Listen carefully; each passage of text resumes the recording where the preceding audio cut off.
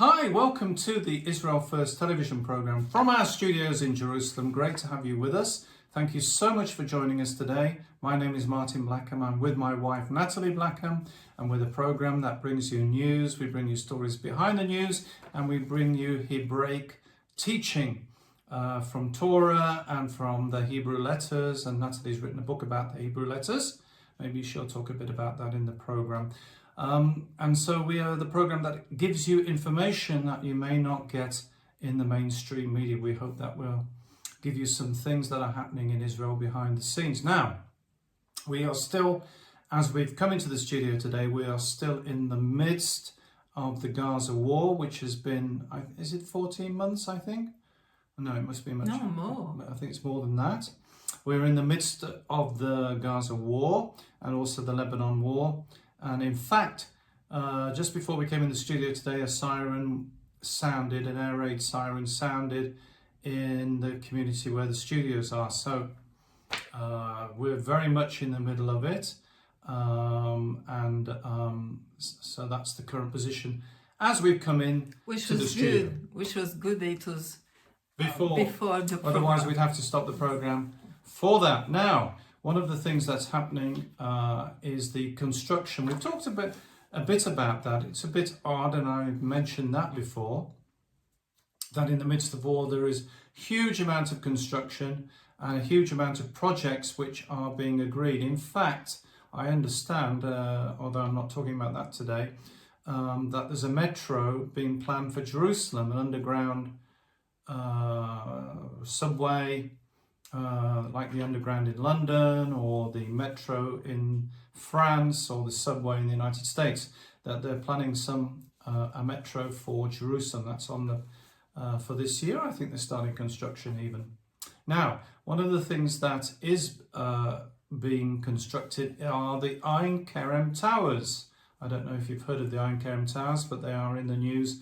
And they are basically a towering monstrosity being built in the holy city.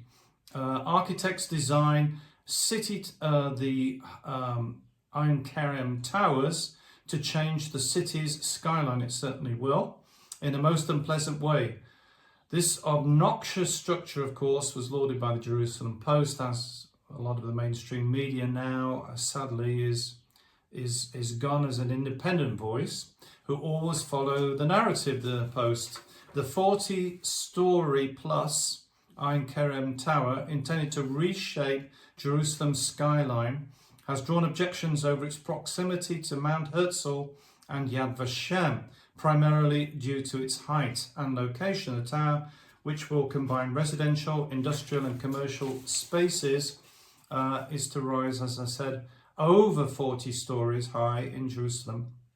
The building, the current building on the plot, has previously housed the yeshiva and is now leased to the Jerusalem municipality as a school. Arnon Merchav, former Director General of the Ministry of Economy and the Jerusalem municipality, who is currently managing the project, said that the towering monstrosity will include nearly 8 floors of rental housing and 50 small apartments. You won't, this is his exact words, and I'm quoting, "You won't see an ultra-Orthodox person here because they don't live in towers. It doesn't suit their housing preferences." Well, Mr. Merchav, I wonder who is going to live there with the cost of the apartments, and there aren't that many, and what will the cost be for the average Jerusalemite who is getting priced out of Jerusalem? Proponents of the project say that you have to explain also, when you are ultra-Orthodox, for Shabbat, you can't go, you can go in an elevator, but the elevator has to stop at every step, every floor. So you can imagine it's not very practical, and you can be like for a quarter of an hour if it's a big tower. So obviously it's not suitable for Jewish people. If you're 40 floors up and you have to come down and you forget something and you have to go back up again and then go back, and you could spend all day in the lift. Yeah, they say ultra-Orthodox, but it's not. The Orthodox who are following the commandments, they are not using electricity during Shabbat, so obviously it will be a big problem for them. There was a big issue as well for the cemetery when they were it's being expanded. We've talked about that on the programme in the past. The expansion of the Jerusalem main cemetery, which is not on the Mount of Olives. It's actually in the kind of north come out when you come out of the city. It's the yeah, north when end. you come out of kind of west. when you go on the road one. Right. And it's when you when you come out, it's when you go in, if you're visiting from abroad, if you're visiting Israel, you will land at Ben Gurion, and you undoubtedly will go on Road 1 into Jerusalem, and you go past it as you come into the city going up the mountain. You're right. So so when you're saying that, people might say, why symmetry? Because it's so big and there is so many people that there is different level, and so they have to put also elevators. Yeah, the cemetery is some of it, not all of it, but some of it is built in a block kind of formation with different floors. So that's why you can use stairs, but there is also, they were putting in elevator or lifts. Now, the proponents say that this tower, the Ein Kerem Tower, is part of the vision of 500 sky risers or towering monstrosities to be built in Jerusalem, promoted by the current mayor, Moshe Leon. Now, unbelievably, Shira Talmi Babai, who you may not have heard of, she's chair of the Jerusalem Planning Committee, appears in the video promoting the towers. They're done by the developers, so somebody from the planning committee actually appears in the video. Kind of very strange.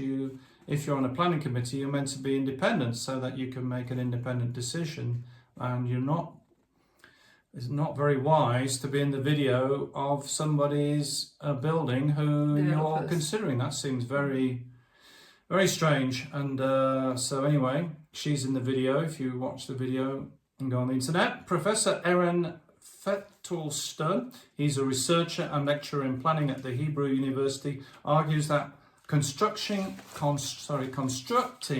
such a tower will overshadow Mount Herzl and Yad Vashem, making a huge disruption in the area. The plan undermines, he says, the fundamental values of Israeli planning in Western Jerusalem for the sake of momentary entrepreneurial profit. In other words, making money. Yes. The only ones, this is what he says, this is his words, not mine. The only ones who might benefit are foreign residents, because they are buying property in Israel, and the upper 1% at the expense of the landscape. The project belongs in the trash bin of grandiose schemes occasionally proposed in Jerusalem.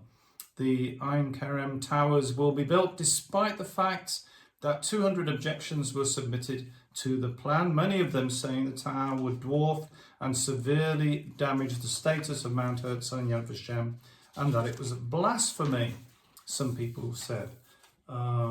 So that's a project we will keep an eye on for you. A bit like the string bridge, I was going to say, in Jerusalem. I remember when there were talks of this string bridge, there were complaints about it. I suppose we've got used to it, Nathalie, that now it's been up and you take it now with the light railway. We've kind of got used to it in the background, but it is changing the scenery of Jerusalem. And indeed, at the front of our program, at the end of the program, you see the string bridge. So as I said at the beginning of the program, the war in Gaza is still ongoing, sadly. Reservists are being called up, according to news media, despite having mental injuries or mental wounds or having mental issues, including PTSD, according to a recent report in the Israeli news media. The newspaper reported 2 reservists with trauma diagnosis who died by suicide after being called up. The report blasts the Kafkaesque, I think that's the way you say it, lack of coordination, or the bad lack of coordination between the Defence Ministry and the IDF. Of the at least 35 active duty soldiers who have died by suicide since the start of the ongoing war, I'm not sure that number is correct, but anyway, that's the number that news media put. I think it's a lot more than that because of what's happening and the mental strain on people.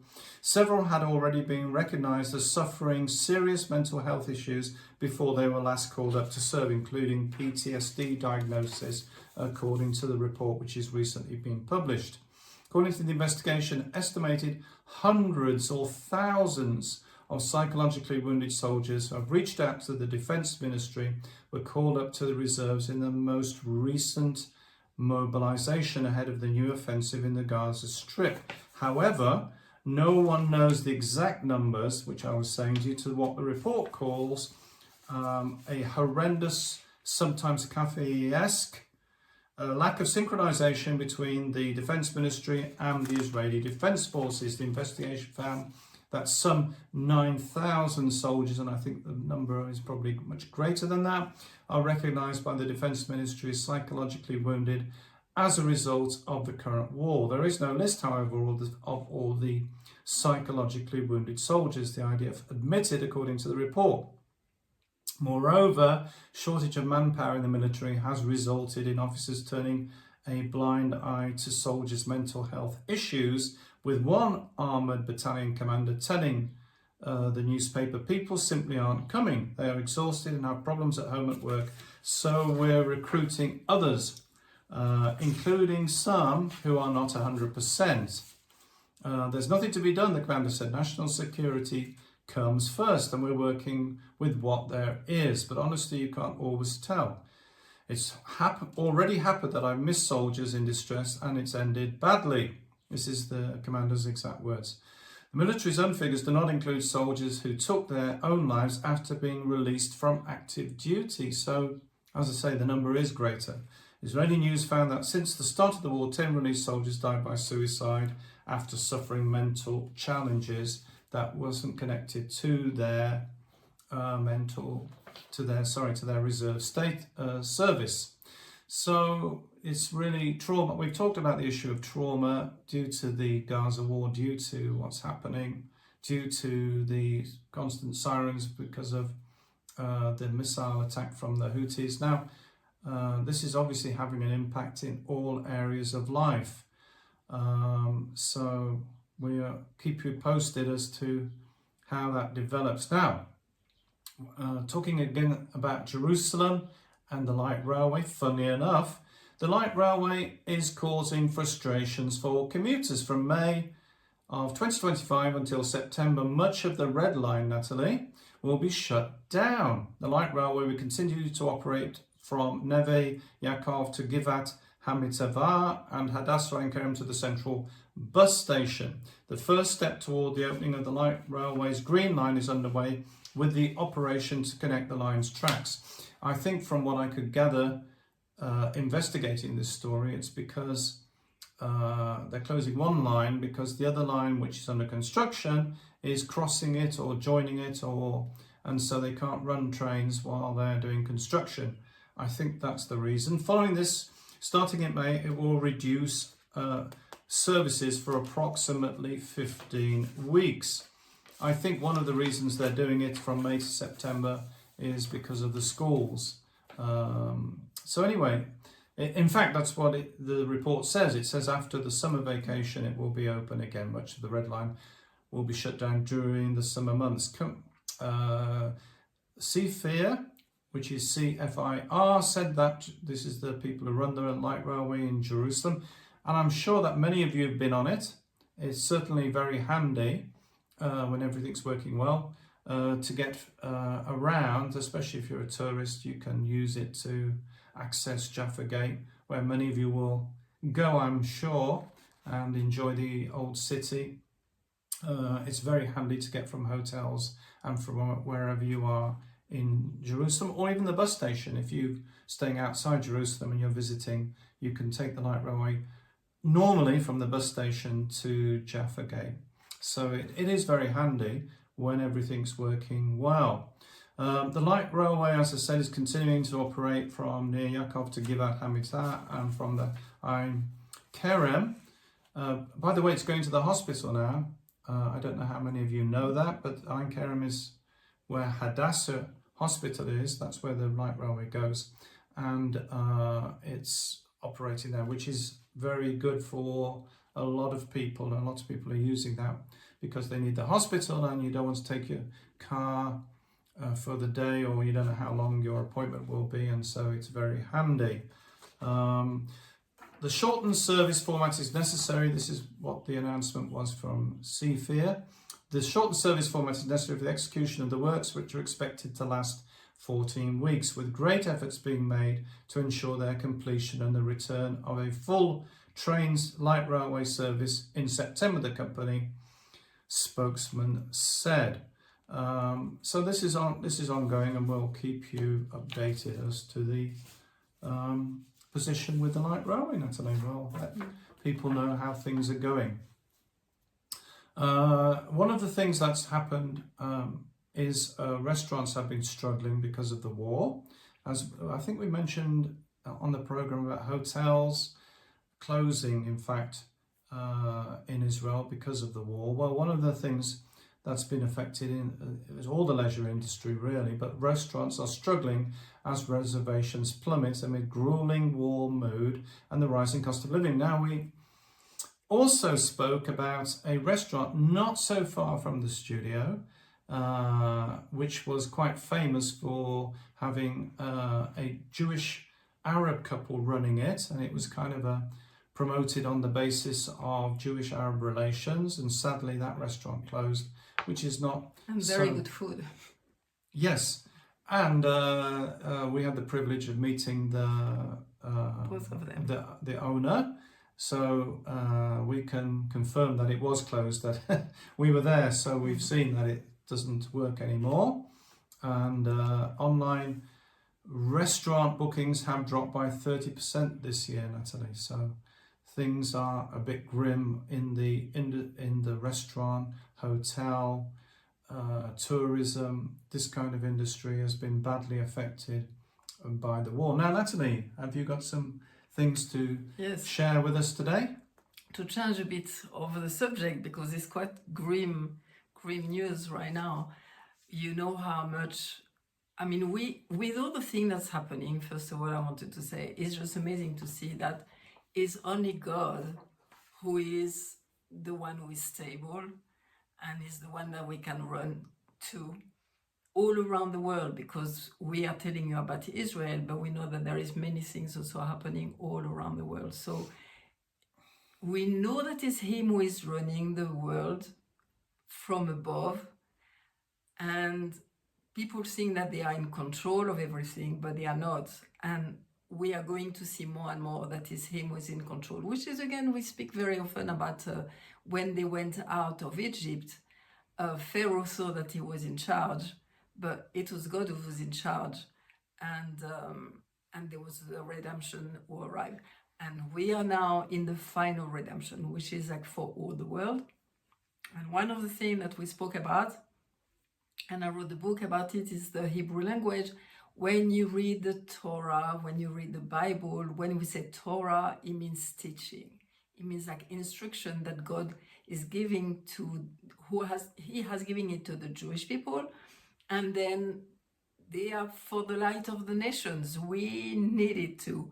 And so when we've been reading our Bible for a long time in English, in French, in other languages, but when you start to read it in English, in Hebrew, suddenly you have different level. You have like a simple way of looking at the thing, but there is also gematria. So you like with the numbers you can see things, with the letters you can see things, and the letters in Hebrew all have a significance, and they all place at a certain place and always at the right place. And because sometimes it's not exactly put, like sometimes you will have a name and like, for example, there is a little letter and it's like, why is there a little letter there? And so you're playing kind of hide and seek with God. And when you start to know the game, and when you start to know the rule of the game, suddenly you can see what God is saying and you can see the finger. So one of the things that I wanted to tell you today, so sorry, to finish the story, I wrote a book about the beauty of the Hebrew language. You can go on our website. It's now in English, in French, in German, and in Dutch, and is being translated in Portuguese right now, so it's very exciting. I wanted to take one of the word, which is very important. In the midst of all the things that we are hearing, we can see how the news, I mean, we are journalists, and we can see when we look at the news, there is so much darkness, lies, and truth put together. So today we are going to look at the name Emet, which means truth. And the amazing things in the Hebrew language, you have 22 letters, beautiful letters, and Emet, I'm going to write it for you. Is a mem and a tav. Okay, I'm going to show it to you. Emet. Okay, so the amazing thing, this is the first letter of the alphabet,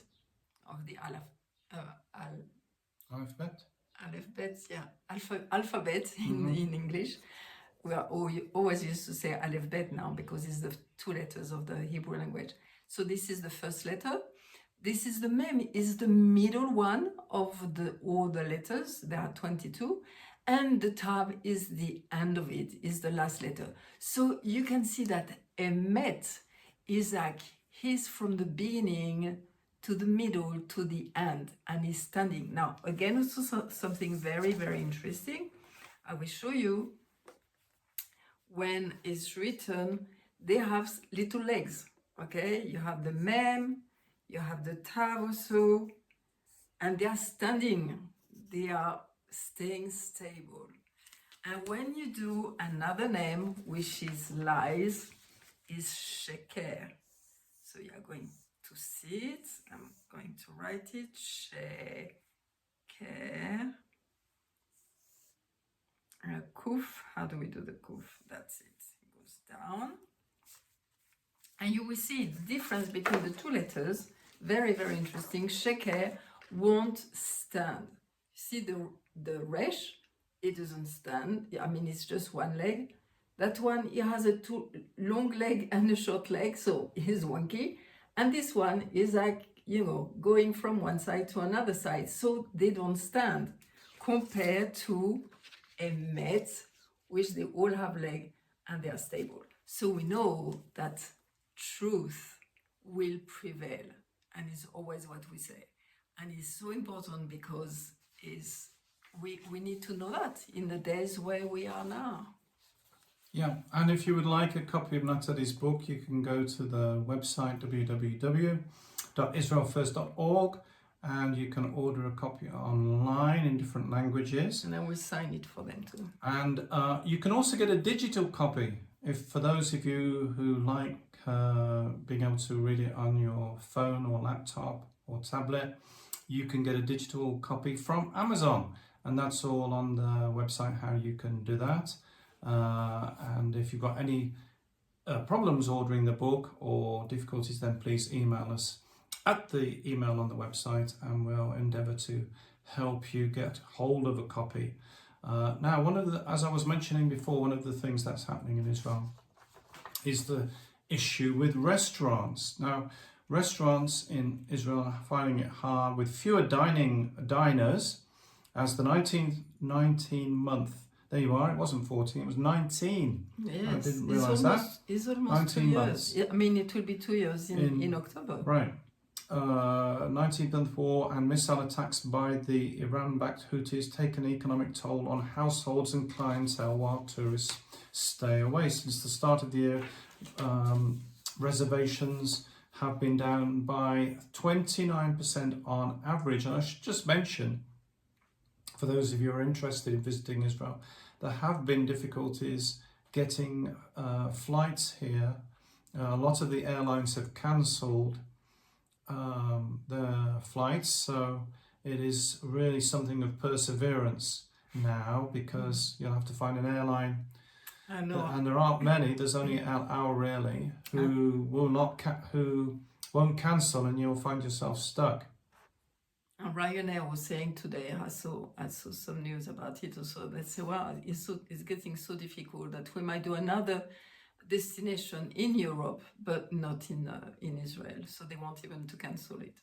I mean, one of the ways you can get here with a local airline from your country is to take it to Greece or Italy or somewhere in the area, and then which is friendly with Israel, and then take an aeroplane from that country to Ben Gurion. That's a way of having to manage how you can manage it. But a lot of booking sites will do that for you. They'll find flights that will work. But just be aware that if anything happens, it's very likely the foreign airlines will cancel, and which is currently under. I think it's Lufthansa's cancelled and hasn't even given a date when they're going to return flights, Nathalie. Mm-hmm. So it's something we'll keep You better pray a lot. Right. It's something we'll keep you updated on, and you can always contact us and ask us. You can there's the website on the email from the website. There's a lot of information, by the way, on the website, and we do our best to do you a daily news story as well from Israel, and that's on the website on the media page, and you can sign up for our weekly newsletter as well. You can subscribe to our Substack newsletter, and as we've said, the books are also available on the website. So if you haven't got a copy of the Beauty of the Hebrew Language, then do get one, and it will be a great blessing for you. Well, we've really enjoyed being with you today. Thank you so much for your company, and don't forget, we're the program that looks at the land, the people, and the language.